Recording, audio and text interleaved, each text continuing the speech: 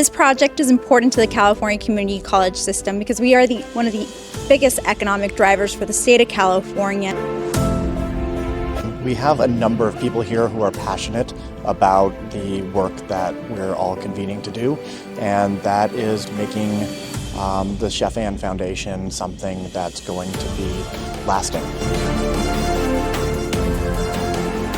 And I'm excited about this program because the outcome is that students will be able to get some specialized training to get on a career pathway in the field of working with school nutrition and food.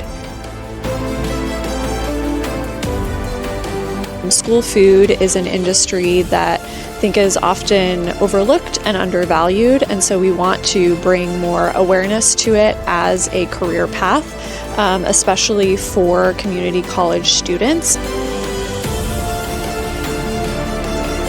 This program focuses heavily on providing nutritious meal options for K-12 students, which is critical, especially as we look at equity, especially for students who are underprivileged or are in need of additional assistance.